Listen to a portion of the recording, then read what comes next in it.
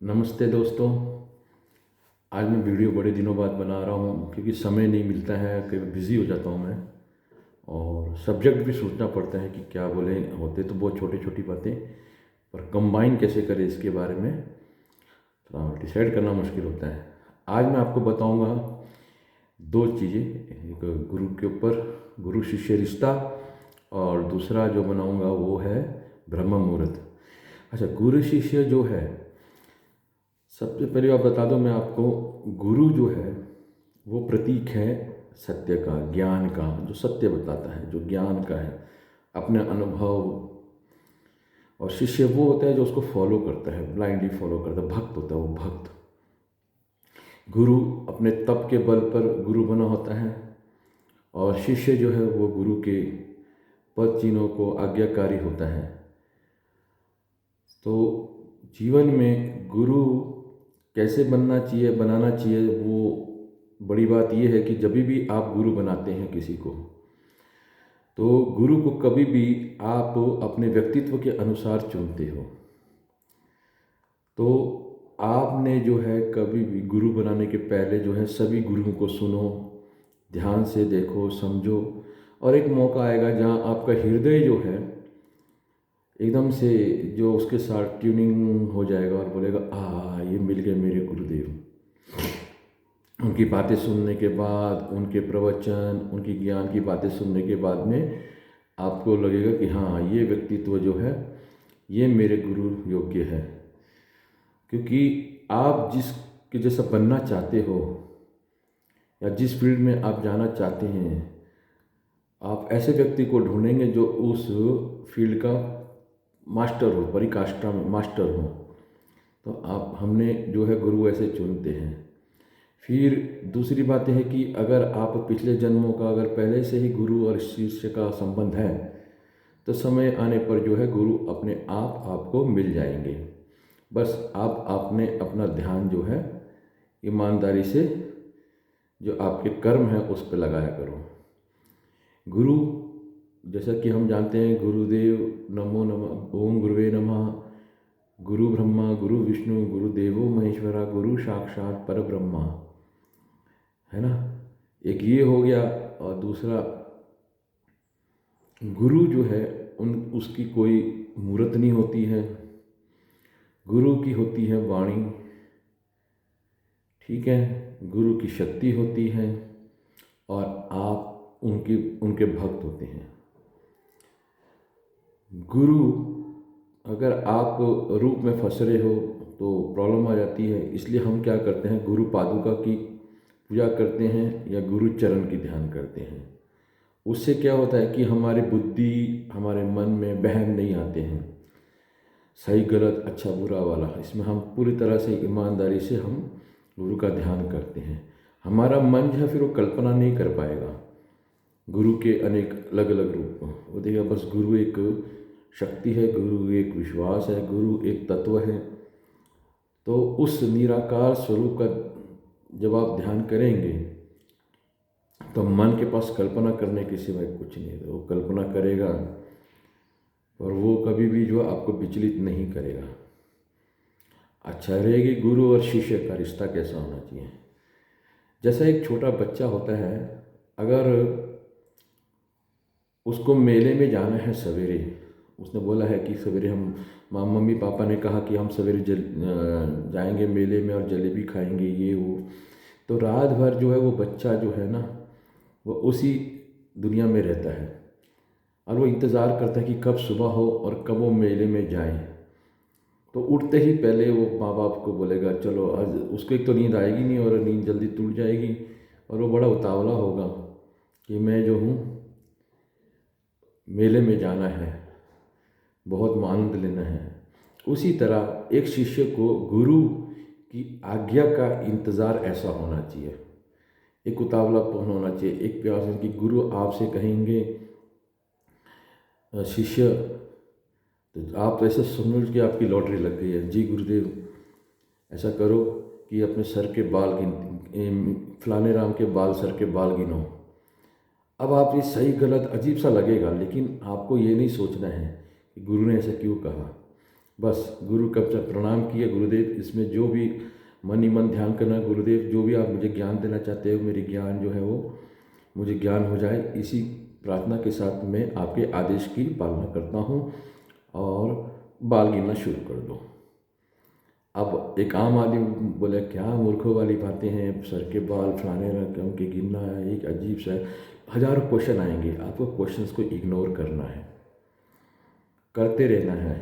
जब एक समय आएगा गुरुदेव आपको रोक देंगे और जैसे उनकी भावना होगी, विचार होंगे, जो आप चाहते हैं आपसे वो आपको तब रोक देंगे और आगे का जो है आपको ज्ञान मिलेगा उससे। अब उसी तरह फिर गुरु जैसा मान लो, हाँ आप बहुत बड़े एमएलए हो, डीसी हो, कोई बड़े सरकारी पद पे अफसर हो, और जैसे आप गए गुरु जी महाराज गुरु जी के पास, गुरु ने कहा, गुरु तो अंतर्यामी होते हैं, उनसे आप जुड़े होते हैं दिल से, तो गुरु जो है वो त्रिकालदर्शी अंतर्यामी होते हैं, वो देख लेते हैं कि इसका ये मेरा शिष्य है, इसका उद्धार करना जरूरी है। अगर जैसा उसके अंदर दुर्गुण होगा उसके अनुसार गुरु जो है उसके विपरीत उसको कार्य देंगे। तो जैसे डीसी आ गया, ये एसपी आ गया, ये आईएएस अफसर आ गया, पीएम आ गया, सीएम आ गया, प्रेसिडेंट आ गया। वैसे प्रेसिडेंट जो है पर्सनल लाइफ को और ये सब में दूर रखते हैं, तो ये पर्सनल लाइफ में आती है ना। तो गुरुदेव कहेंगे कि भाई ऐसा करो, जाओ सबके चप्पलों को जो है आप साफ़ करो, या लंगर में जाके बर्तन साफ़ करो, या फिर ऐसा कोई काम करेंगे जिससे आपके अहंकार जो है वो तिलमिलाएगा या आप मायूस हो जाएंगे। तब उस वक्त गुरु की आज्ञा ये मान के चलना कि गुरुदेव ने जो काम बोला है तो ज़रूर कोई बात होगी, गुरुदेव ने जो आज्ञा दिया है तो इसका कुछ तो कारण होगा। तो उनको चरण प्रणाम करके जो उनका जो उनकी जो इच्छा है, भावना है, वो पूर्ण हो, उसके कार्य शुरू कर दें। फिर आप ये ना देखें कि आप डीसी हो, आप एसपी हो, आप आईएएस अधिकारी हो, आप नेता हो, आप बड़े बिजनेसमैन हो, आप बहुत इंटेलिजेंट हो, आपने बस प्रार्थना करना है और वो कार्य लग जाना है। एक बार क्या हुआ कि गुरु महाराज थे तो उनके सामने आ गए एक भाई साहब, बड़े अफसर थे, तो बोला गुरु जी आज्ञा, बोला आज्ञा ये है कि भाई आप जाके जो है वहाँ जाके बर्तन धो। बर्तन, बोले ठीक है हमारा गुरु जी, बर्तन धो दिए, धोने लग गए। और फिर उन्हीं के ऑफिस में एक चपरासी था, वो भी गुरु के पास जाता था, तो उन्होंने उस चपरासी को बोला आ भाई मेरे जो है तू थोड़ा पैर जो है दबा दे। अब दो व्यक्ति जो समाज में विपरीत अवस्था में हैं, एक हाई पोस्ट पे और एक लोवेस्ट पोस्ट में, और गुरु के पास आने के बाद उल्टा हो रहा है। अब थोड़ी देर कराने के बाद में, उसके बाद में जैसा कार्य हो गया पूर्ण, फिर उसके बाद में उनको आशीर्वाद दिया और उनको भेज दिया। अब फिर उनके बाकी लोगों ने पूछा गुरुदेव ये क्या है, इसके पीछे क्या माजरा है? तो उन्होंने बोला देखो, जो बड़ी पोस्ट का व्यक्ति है उसके अंदर अहंकार, अकड़, समाज, पावर आ गई ना, तो पावर के साथ में उसकी बुद्धि जो है वो करप्ट हो सकती है। तो वो मैं देख रहा था कि इसमें थोड़ी सी क्लेश मात्रा बची है, तब मैंने उनको आज्ञा दिया। और जब उन्होंने खुशी से किया उस वक्त वो उनके आत्मा और मेरी आत्मा, हम अंतर्मनी जो है दोनों एक दूसरे से मुस्कुरा उठे, क्योंकि उन्होंने गुरु को समझ लिया कि गुरु मन ही मन मुस्कुराने लगा जो अफसर था। और उसको भी देखा, किसको, जो स्वीपर था, तो स्वीपर को भी देखा, मुस्कुराने लगे। स्वीपर, हम तीनों, मतलब गुरु, स्वीपर और जो है तीनों मुस्कुराने लगे।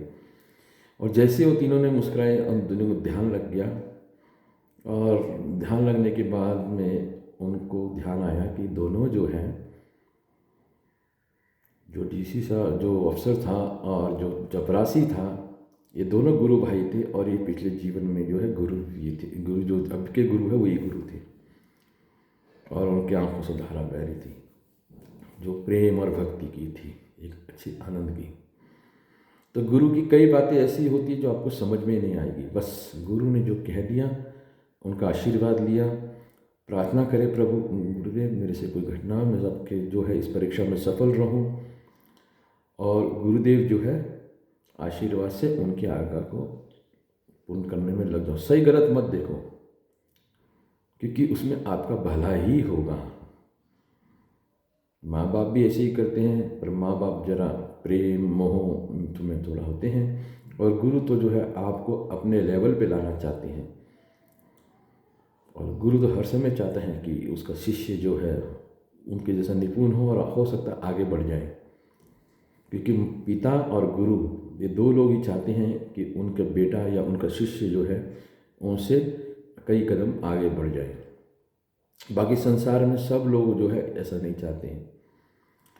एक बार कबीर महाराज जो है उनके पास बुखारा एक वहाँ तुर्की बुखारा होता था जगह है, तो एक जो वहाँ का राजा था वो आ गया, शिष्य बन गया। उसने बोला कबीर जी के पास शिष्य बन गया। कबीर को कहा, कबीर महाराज के पास शिष्य बन के रहने लगा। उसने तो सब वो छोड़ दिया, राजपाट छोड़ के वो कबीर का शिष्य बन गया। तो कबीर करीबन 1-1.5 साल हो गए, उनको गुरु ने दीक्षा नहीं दी। तब एक दिन उन्होंने कहा, गुरु पत्नी से कहा कि माता मेरे पीछे कितने लोग आए, उनको गुरु ने दीक्षा दे दी, लेकिन मुझे नहीं दीक्षा दी, ऐसी क्या बात हो गई? तो बोला चलो पूछूंगी मैं, फिर बताऊंगी। फिर शाम के वक्त जब कबीर जी घर पे आए तो पत्नी ने उनको बोला कि ऐसी बात हुई, और फलाना जो बुखारा का राजा था जब ये आपका शिष्य बना है, वो ऐसे पूछ रहा था कि उनको तो आपने 1.5 साल हो गए शिष्य तत्व की दीक्षा नहीं दी।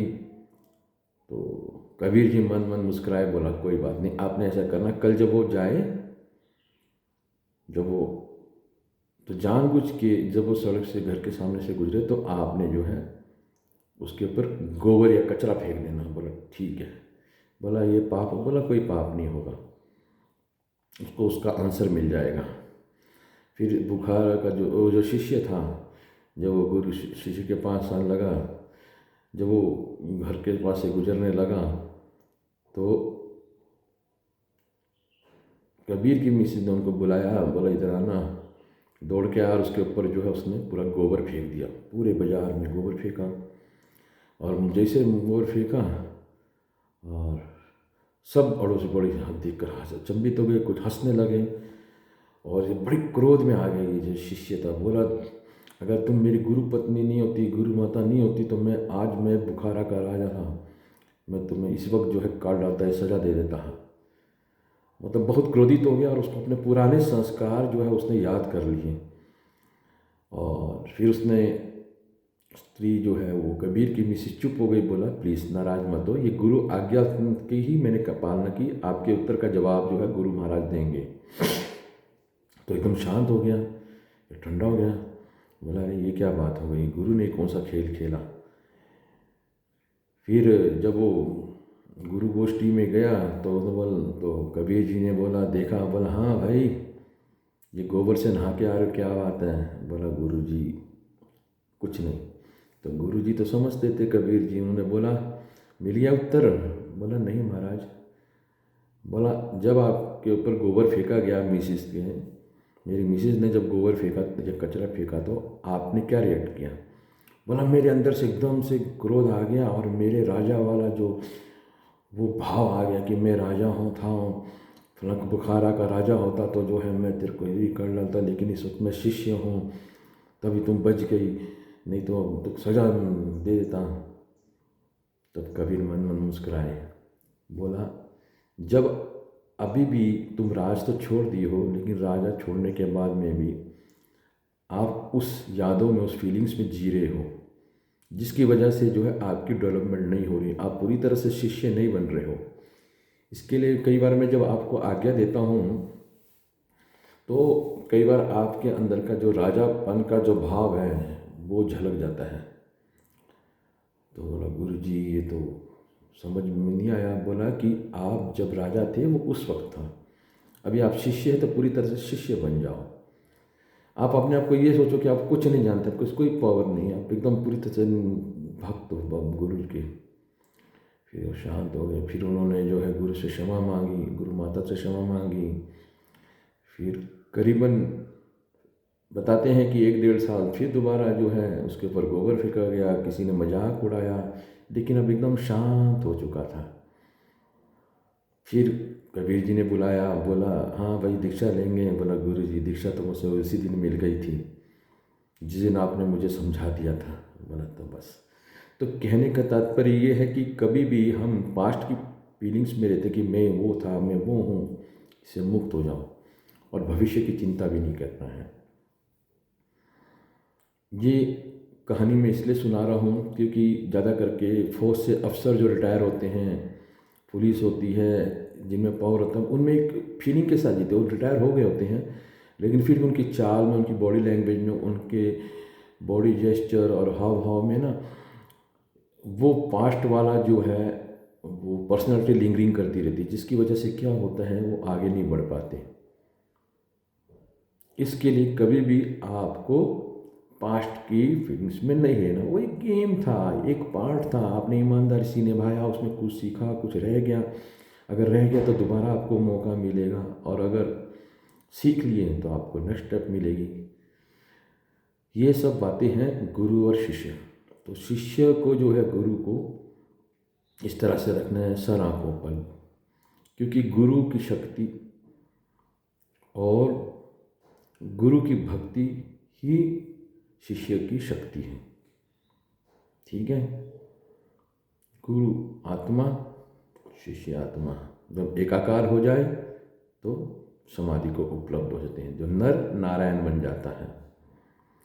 अच्छा, और एक था कि मैंने आपको ब्रह्म मुहूर्त के बारे में बताया था कि बताते हैं कि ब्रह्म मुहूर्त जो होता है बेसिकली एक सात्विक, राजस्विक, तामसिक 3 अवस्था से परे गुणातीत अवस्था होती है, जिसमें आपका सूक्ष्म शरीर जो है वो सूक्ष्म जगत में विचरण करता है। ये 3:30-4 बजे के बाद शुरू हो जाती है। ठीक है, और उसमें जो है आपको दिव्य आत्माएं, आपके पितृ, आपके गुरुदेव, ऋषि, महात्मा, या आप जिस फील्ड में भी हैं, आप वहाँ पर आप सूक्ष्म रूप में जाकर नॉलेज ग्रहण करते हैं, मार्गदर्शन लेते हैं, गाइड करते हैं, और फिर दूसरे उस दिन जो सवेरे जो होने वाला उसको प्रोग्राम के अनुसार आपका कार्य होता है। कई बार आपको इंडिकेशन मिल जाता है कि काम नहीं होगा, और कई बार जो है आपको काम होने का सफलता के सूत्र मिल जाते हैं। उसमें न्यूट्रल स्टेट में होता है, जो 3 बजे के बाद जो है बॉडी जब पूरी तरह से हील हो जाती है 3:30 बजे के बाद, फिर उसके बाद में आपकी 4, 4:15, 4, पौने 4 से शुरू होता है। वैसे आराम से कुछ नहीं करना, बस शांत रहना है और सांसों पे ध्यान देना है। ठीक है, और आंखें बंद करके बस। और आपने जो रात को प्रश्न पूछा होता है, भविष्य का प्लानिंग किया होता है, मार्गदर्शन, वो सब आपको मिलते जाएगा। बिस्तरा नहीं छोड़ना है, पड़े रहो आराम से। नींद आ रही है तो सो, पर वो नींद जो है अर्ध हाफ कॉन्शियस होगी और आपको सब नॉलेज मिल रहा होगा। प्रॉब्लम ये है कि वो फिजिकल अवेयरनेस में नहीं आएगा, वो एस्ट्रल अवेयरनेस में जाएगा और आपका प्रॉब्लम सॉल्व हो जाएगा। और लाइफ की हर चीज़ को ना स्वीकार करो। कोई अपमान करे स्वीकार करो, किसी को फोर्स मत करो बदलने के लिए कि मेरे अनुसार समझिए। सब उसको फ्रीडम दे दो, फ्रीडम जो करना करो, और उसका जो फल होगा उसको अनुभव करो, आगे बढ़ो। ठीक है, और गुरु आज्ञा है, वो गुरु ने आज्ञा दे दी तो गुरु तो फिर त्रिकालदर्शी है। वो आपके जो है मेहनत, वो समय कम समय में आपको ज़्यादा सफलता प्रदान करेंगे। ठीक है, इसी के साथ मैं आज का वीडियो समाप्त करता हूँ। आज्ञा दें। नमस्कार।